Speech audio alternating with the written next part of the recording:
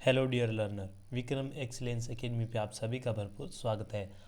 आज हम भारत में यूरोपीय कंपनियों के आगमन के क्रम और जाने के क्रम को पढ़ेंगे। यह इसलिए महत्वपूर्ण और अपरिहार्य है क्योंकि विगत भर्ती परीक्षाओं में बहुत बार इनसे क्वेश्चन पूछा गया है। तो चलिए वीडियो की शुरुआत करते हैं। भारत में यूरोपीय कंपनियों का आगमन। सबसे पहले ये भारत आए क्यों?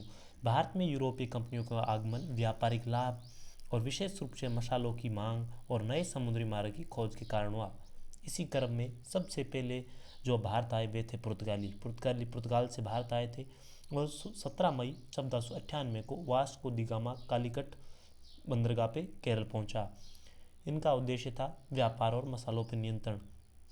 और पुर्तगालियों ने जो ठिकाने बनाए वो गोवा, दमन और दीव थे।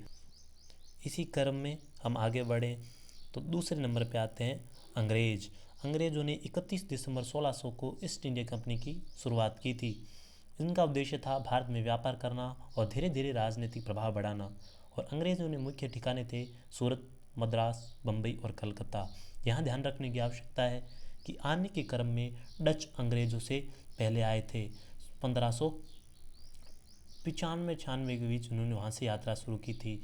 पर डच ने जो कंपनी की स्थापना की थी, डच ईस्ट इंडिया कंपनी, वो 1602 में स्थापित की थी और अंग्रेजों ने कंपनी की स्थापना 1600 में स्थापित कर ली थी। आगे तीसरे नंबर पे आए डच। उसके बाद चौथे पे आए डेनिश डेनमार्क से भारत आए और 1616 में भारत में आगमन हुआ। मुख्य ठिकाना तमिलनाडु को बनाया। उसके बाद फ्रांसीसी भारत आए जो 1664 में भारत आए और पांडिचेरी वाले इलाके को इन्होंने मुख्य ठिकाना बनाया। उसके बाद सबसे अंतिम में 1731 को स्वीडिश भारत आए और मुख्य ठिकाने गोवा के आसपास के क्षेत्र को बनाया। अब अगर इनको क्रम को देखें तो ये क्रम आपके सामने है।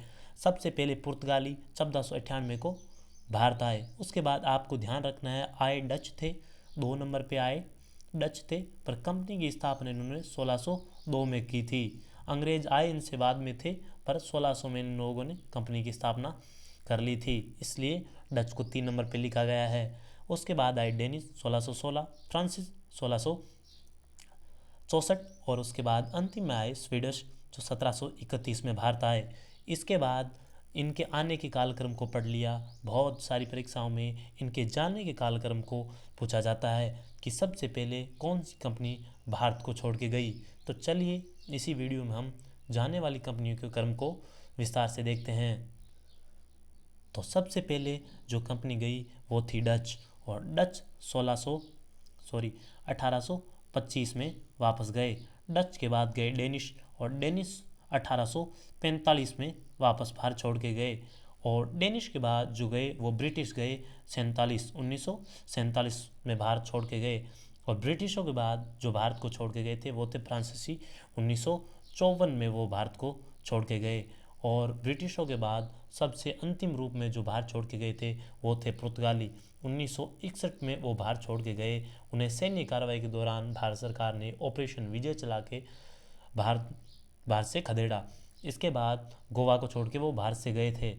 अब यहाँ ध्यान रखने की आवश्यकता है कि सबसे पहले गए डच के बाद गए डेनिश के बाद गए ब्रिटिश के बाद गए फ्रांसिस और फ्रांसिस के बाद गए पुर्तगाली।